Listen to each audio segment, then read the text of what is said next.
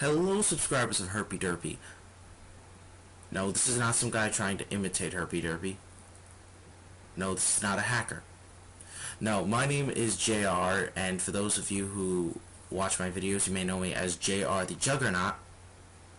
And today I'm here to bring you guys a guest narration video in honor of my friend Herpy Derpy, who is unfortunately busy and unable to provide you with some content. So he asked me to make a video for you guys. Just to tell you a little bit about myself, I'm 21, even though I probably don't sound it. I have a channel that I started about a month or two ago. I'm still looking to make it grow. I've only got about 20 subs right now. I'm hoping some of you will be interested after watching this vid and will come subscribe. I only plan on bringing more content as the time goes on. Just been taking a little break from posting vids over the past week or two, but otherwise, you know, I try to post as regularly as I can.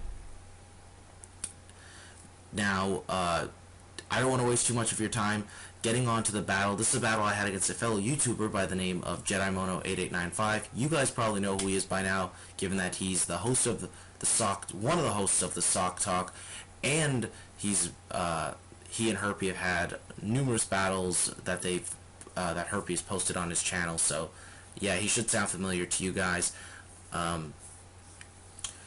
This was an RU match we had. RU is obviously AJ's favorite tier, so we definitely wanted to have a battle here. It is pretty stallish, I'm not gonna lie, but it was also a very good battle, so I wanted to make sure that I posted a good battle for Herpy, because nothing but the best for his channel, right? So I will speed up the parts that are kind of slow. I hope you guys still enjoy this, and again, I don't want to waste any more of your time, so without further ado, let us get on with this, shall we? So, I'm going to be leading off with my Cacturn here, as he leads off with his Murkrow. Looking at the nickname, I can immediately figure out this is a Mean Look Perish Trap set, so I just decided to immediately go into my Regice, who can deal some nice damage to this thing. He, however, goes for the Substitute, as I proceed to break it with my Regice's Ice Beam, but not before he goes for the Perish Song. And at this point I'm worried because I don't want him to start with the mean looking stuff, but then I'm thinking I should be able to take him out from this range with one Ice Beam, even if he tries to go for the Perish Song. So I'm like, okay, you know, I can we can make this work. I think he kind of sees that though, so he switches into his Omastar.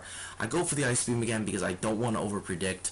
Ice Beam, in spite of being resisted, does do a little over a quarter, but I see here that I'm going to Perish next turn, and I really need to switch out, so I go into my Cacturn just to take whatever move he throws at me, but he actually goes for the Shell Smash, which is not good because he could really wreak some havoc on my team. However, I do carry the Sucker Punch on this Cacturn, and I'm going to go for it here, but it doesn't quite take him out, so he's going to be able to finish me off with an Ice Beam. Rather unfortunate, but that's what happens in this game sometimes. However, he's Life Orbed, and looking at the range that he's in, it's very obvious that if I bring in my Gallade, I can finish this thing off with a Shadow Sneak, and that's what I'm going to do. So, yeah. So I am able to revenge kill that thing very easily. Now he's going to go into his Balfalon. I guess on the off chance thinking I'm choiced, I really shouldn't be, given the fact that I'm carrying Shadow Sneak, but oh well. He does go for the Mega Horn, gets a nice chunk of damage, but a Drain Punch is going to finish him off. I do get a crit. Now, going over damage calcul, if I remember correctly, we said that he could have possibly lived one, but either way, Drain Punch would have given me enough HP where I could have survived another Mega Horn. So now he's going to go back into his Murkrow. This is where I'm just going to speed this up, because this is where things are going to get very stally. He's going to Mean Look me here, which I should have seen this coming, and I should have just switched, but I honestly thought Ice Punch would do more damage, I suppose. Now at this point, it's just going to be sort of a back and forth kind of thing. He's going to keep roosting, and I'm going to proceed to Drain Punch him. And this whole portion of it is pretty stupid because he realizes after a number of turns that he can just put me in a corner by not roosting off the damage and just going for the Parasong Song, because I can't finish him off with a Drain Punch with neutral damage. And even though he's Drain Punch super effective, it's doing a little more than half, it's still not going to be enough to finish him. So yeah, he's going to stall me out of the Parasong Song turns, and my Gallade is unfortunately going to die from the Parasong Song, which is rather unfortunate. But now I'm going to go into my Caracosta. I'm going to set up a Shell Smash here and hopefully get a lot of damage on this thing. I was honestly hoping he would switch, but he just goes for the Will-O-Wisp, and that's really going to hurt because, as you're going to see, this Rock Slide doesn't even do a third. It does a little more than a quarter, and he's going to easily be able to finish me off with that Hidden Power Fighting. But now I'm going to go into Regice, and I figure the best thing I can do to deal with this thing is go for the Thunder Wave and paralyze him. He goes for the Hidden Power Fighting, and look how little damage that actually does to Regice. This really shows what kind of a specially defensive boss this is. Now he's going to switch into his Clefable, and I'm going to go for the Charge Beam, just sort of trying to set up on him. But I see the name, and at first I wasn't sure what type of Clefable this was, but then I remembered, oh right, Clofu is a Cosmic Power set, and I'm just like, FML, this isn't going to go well. And I should have switched right here immediately, because my attacks aren't really doing much to him at all. So I'm going to go into my own Balfalon as he sets up a third Cosmic Power, and Head Charge is only going to do about half. And this is a choice banded Balfalon, mind you. But yeah, I'm pretty much in a losing situation right here, so it's not going to work out very well for me. I know it would be best for me to switch, but I don't do it quite quickly enough. I shouldn't have waited as long as I did. But yeah, I am going to. Or no, that's not. Yeah, no, I'm not going to switch out. He's going to switch into Cofagrigus and realize that I'm choiced, so that's going to work out for him. However, again, I'm just going to go back into Regice. I know that Regice is just a good matchup for Cofagrigus right now. I'm going to go for the Ice Beam. Does about a third, and he's going to go for the Will-O-Wisp now just to get some residual damage on me, which is a good play for him because he knows Hidden Power Fighting and Shadow Ball aren't doing much to me at all.